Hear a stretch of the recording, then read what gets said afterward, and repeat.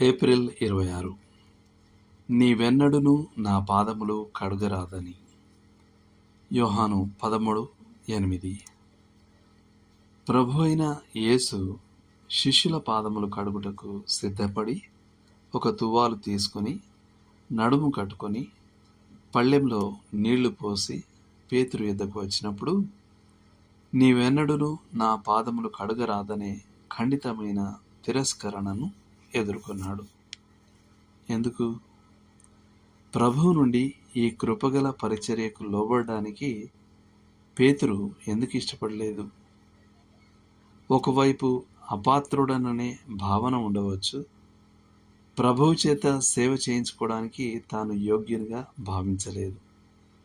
కానీ పేతురు వైఖరి గర్వం మరియు స్వాతంత్రంతో కూడినదై ఉండే వాస్తవ అవకాశం కూడా ఉంది.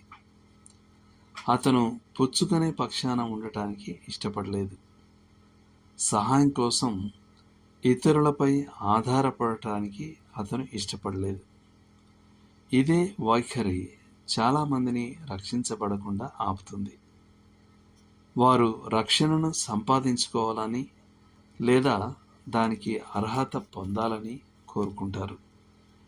కానీ దానిని కృప యొక్క ఉచిత బహుమానంగా స్వీకరించడం వారి గౌరవానికి తక్కువైనదిగా భావిస్తారు. వారు దేవునికి రుణపడి ఉన్నట్టు భావించడానికి ఇష్టపడరు. కానీ నిత్యము రుణపడి ఉండడానికి గర్వపడే ఏ వ్యక్తి ఎన్నటికీ క్రైస్తవుడు కాలేడు అంటాడు జేమ్స్ ఎస్ స్టీవార్ట్. ఇప్పటికే క్రైస్తవులైన వారికి కూడా ఇక్కడ ఒక పాఠం ఉంది.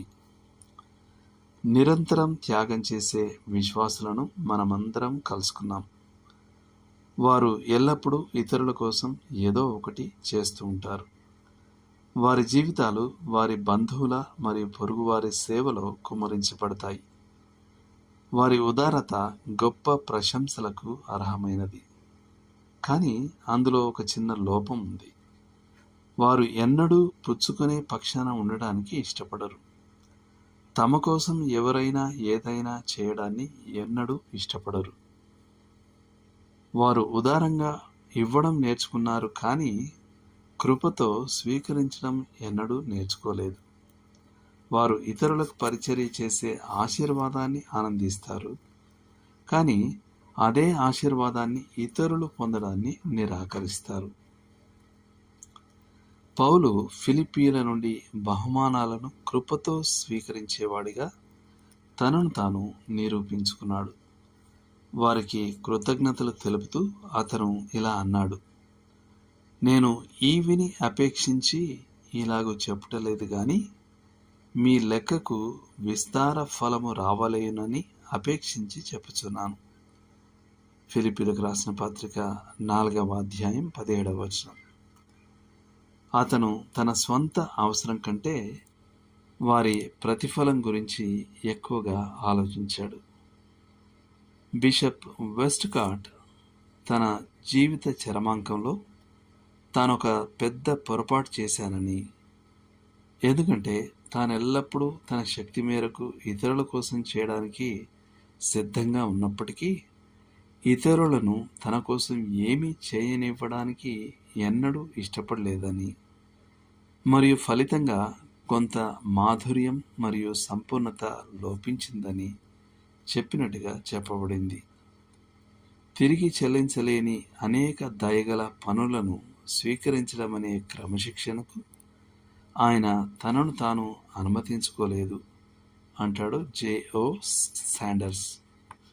ఒక అజ్ఞాత కవి తాను రాసినప్పుడు దానిని చక్కగా సంగ్రహించాడు.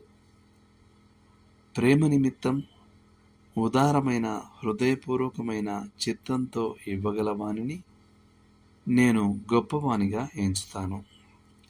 కానీ ప్రేమ యొక్క మాధుర్యం నిమిత్తం పుచ్చుకునే వానిని నేను ఇంకా గొప్ప ఉదార హృదయునిగా భావిస్తాను.